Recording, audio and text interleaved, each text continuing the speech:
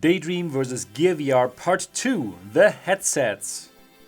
After the announcement of the Daydream standalone headsets at Google I/O this year, I was considering not to go on with this article series of comparisons between Daydream and Gear VR. My reasoning was that Google's upcoming headsets with their inside-out positional tracking will offer such a dramatic improvement over the current generation of mobile VR that the current generation of Daydream hardware will become obsolete very soon. However, since these devices are still months away and moreover will exist in parallel with the current mobile phone VR systems, I came to the conclusion that it makes sense to go on with this series of articles that compare Daydream with Gear VR. In part 1, I compared the controllers of the two systems and the Gear VR controller came out on top. In this second part, I will have a close look at the two headsets to find out which of the two is superior. On the one hand, we have the Daydream View headset, Google's first try at making a VR headset and the first one for the Daydream VR platform. Without a doubt, Google designed the Daydream View in order to make VR as easy to access as possible, trying to introduce the technology to new target audiences other than the hardcore geeks and early adopters of new technologies. That shows in how the headset had been designed. Instead of using plastic like all of its competitors, Google chose to use a fabric that makes the Daydream View look more like a piece of clothing than a VR headset. Also, Google tried to eliminate any element that could confuse consumers, so there are no options to fine-tune the optics like a focus wheel or IPD adjustments. Also, apart from an NFC chip that signals Daydream-ready phones to pair, the headset comes without any further electronics. The Daydream View is as bare bones a headset as could be, and that's intentional.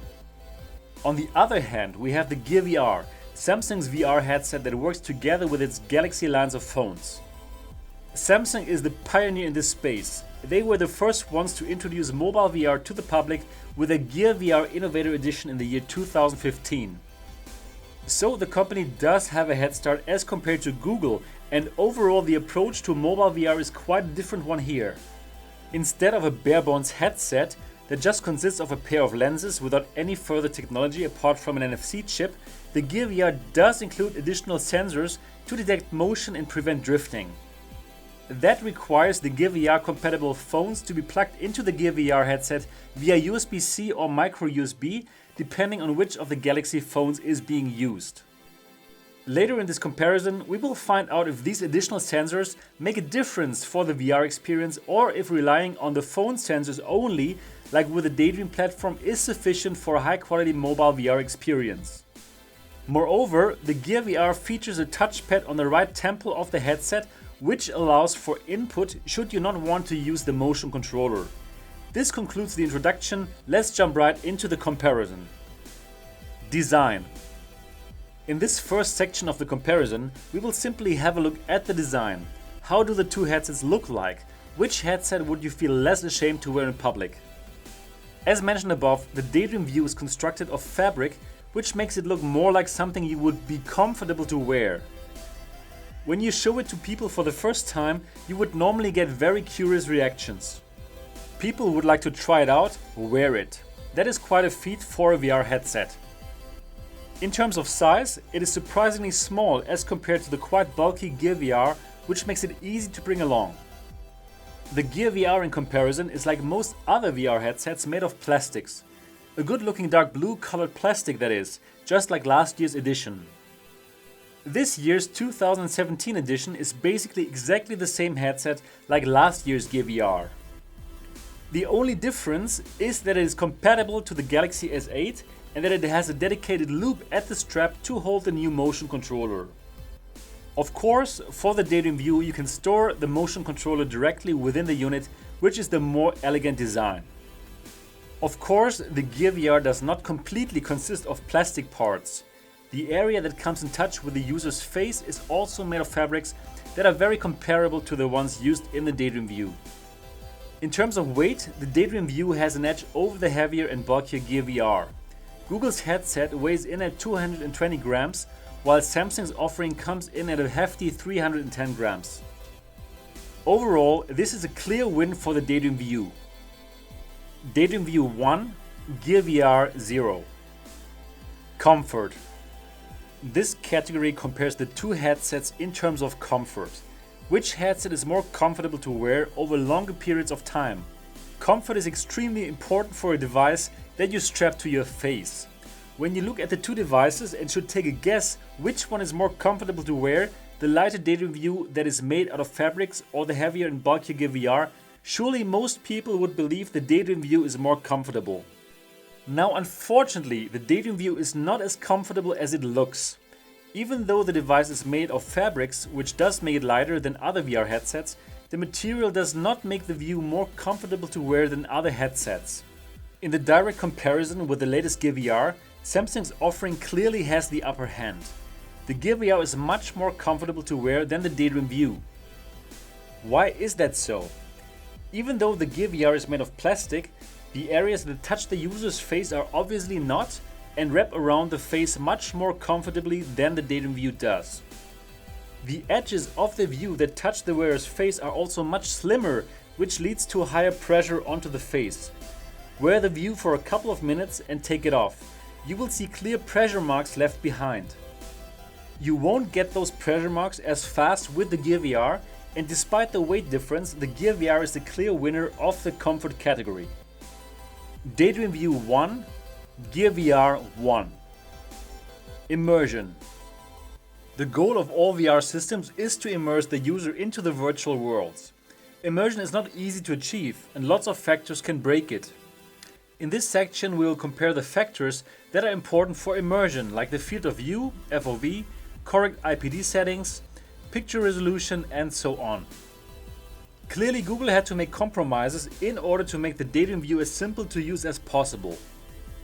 Those compromises show when it comes to immersion. The headset lacks any options to personalize the headset to your unique requirements. There is no focus wheel, and also the IPD settings cannot be changed. That is bad news for anyone who happens to have an IPD that is beyond the norm. Also, the lack of a focus wheel means that users who wear glasses will need to wear them within the Daydream View headset, which is absolutely possible though. Another design flaw that decreases immersion is the low field of view.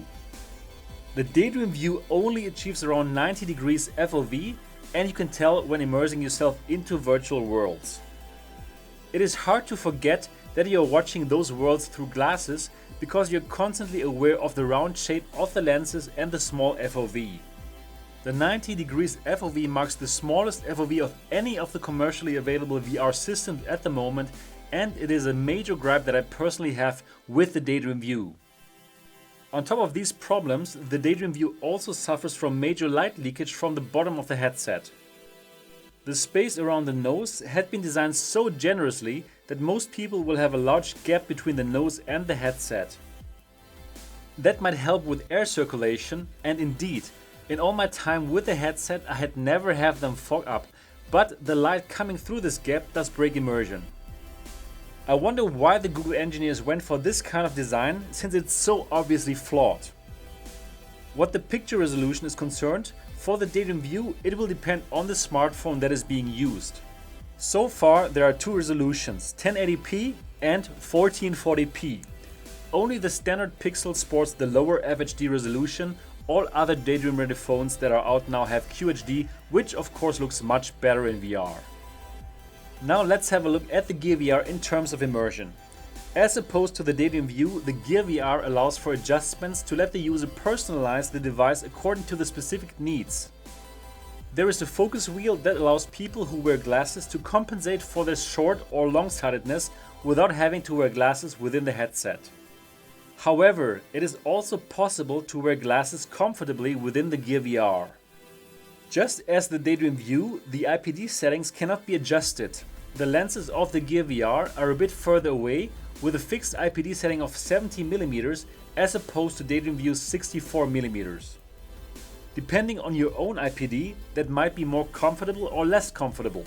In my specific case, I'm closer to the average human IPD of 64mm, which makes the Daydream View better suited for my needs. I can still comfortably use the Gear VR though, it just takes a moment to adjust. If you would like to measure your own IPD, you can follow my instructions in this video. In terms of the field of view, the Gear VR blows the Daydream View out of the water. Instead of the measly 90 degrees FOV, you get a respectable 101 degrees FOV, which does make a big difference when in VR. Together with the bigger lenses, the VR experience using Gear VR is simply more immersive than that of the Daydream View. Users won't be constantly reminded about wearing a headset because the bigger FOV will give you less of a tunnel vision, and the bigger lenses also help to reduce the feeling that you're looking through a periscope. On top of all of that, there is absolutely no light bleeding on the Gear VR, so you can fully get away from that pesky reality around you. With all of that said, there is absolutely no doubt that the Gear VR is a more immersive headset. Daydream View 1, Gear VR 2. Drifting. Headset drifting could have been a part of the immersion category because if it does happen, it will pull you out of the immersive experience in no time. However, since drifting is such a big issue, I decided to make it a category on its own. So what is headset drifting? Well, when the virtual world drifts around you in the horizontal axis, that is called headset drifting. And in those cases, the world drifts away from you without you turning your head. It's like you're standing in the center of a turning carousel, in really bad cases though. But headset drifting could also be less pronounced and show itself by your central view constantly shifting a few degrees to the left or right, forcing you to recenter your view. If there is no headset drifting at all, the world around you is stable. No matter how you turn your head around, if you look straight forward again, you will always look into the same direction. This is of course the desired behavior in VR and one of the cornerstones to keep you immersed. As mentioned above, the Daydream View does not have any sensors embedded into the headset that could help with determining into which direction the user is looking. The Daydream View completely depends on the sensors in the phone. Unfortunately, that only works to an extent. In my more than 7 months using Daydream with different phones, I had to deal with headset drifting on a constant basis. That is indeed unfortunate, especially since it adds to the other immersion problems as described in the previous category. In a few cases, the drifting was so bad that I could simply stand still and I would see the virtual world spin around me as if I was standing on a turning platform. These cases were seldom, but they did happen. What is more common though is that your original forward direction will shift for a few degrees over your playtime, forcing you to recenter again. While not a deal breaker, this is certainly annoying and one of the big problems that the Google engineers have to solve for phone-based VR. Without a doubt, that problem will be addressed with the Daydream standalone devices that have inside-out positional tracking baked in. As opposed to the Daydream View, the Gear VR does feature additional sensors that help the system track users' movements and the direction. The difference to those sensors built in here compared to those built into phones is that they offer a far higher resolution and are therefore more accurate. And that shows in the performance. Virtual worlds are much more stable than their Daydream counterparts. There is barely any drift noticeable at all. In my extensive playing sessions with the Gear VR, I cannot even recall a single time that I had the screen drift away to the left or right. And that is truly remarkable and will definitely make the VR experience much more immersive. Is there absolutely no drift at all? Well, the Gear VR is on the market far longer than Daydream, and there also have been reports about Gear VR drifting, especially when being used with uncertified third-party accessories like Bluetooth controllers and headphones. I can only speak for the latest Gear VR iteration that I'm using with the motion controller and wired headphones. With this setup, I experienced absolutely no drifting at all. The winner in this category could not be any clearer. There is no comparison at all actually. Gear VR wins. Daydream View 1, Gear VR 3. Price. Before we get to the final conclusion of this in-depth comparison between the Daydream View and the Gear VR headsets, there is one category left. This category is the price, and we won't need much time to discuss it. The Daydream View, including the Daydream motion controller, will be yours for $79. That is a whopping $50 cheaper than the Gear VR, including the Gear VR controller, which comes in at $129. Sure, there are more sensors in the Gear VR, but these should not account for a $50 price difference. The clear winner in the price category is the Daydream View. Final score: Daydream View 2, Gear VR 3. Conclusion: let's not beat around the bush. The Gear VR is the far superior headset, period. It offers much better immersion as compared to the Daydream View. That's thanks to a larger field of view, bigger lenses, no light leakage, and the ability to adjust the focus. Thanks to its additional sensors, the Gear VR also does a far better job at minimizing drift issues that Daydream View users constantly have to deal with.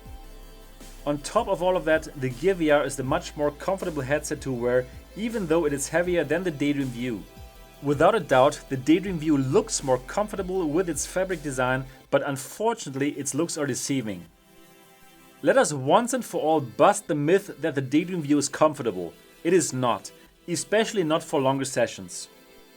So does it suck? No, of course not. It is still a capable headset which allows you to delve into the great content that the Daydream platform has to offer. It is important for me to point out though that this comparison is not about the overall ecosystems behind Daydream and Gear VR, but only about these particular two headsets. And here it's very clear that the Gear VR is ahead and Google hopefully addresses all the issues for the next iteration of the Daydream View. Stay tuned to Daydream District for the next part of the big Daydream versus Gear VR comparison when I look at what content both VR platforms have to offer. I hope you enjoyed part 2 of the big Daydream VR versus Gear VR comparison. If you did, give it a thumbs up, and of course if you haven't subscribed to Daydream District, do so now. Keep on daydreaming and see you in the next video.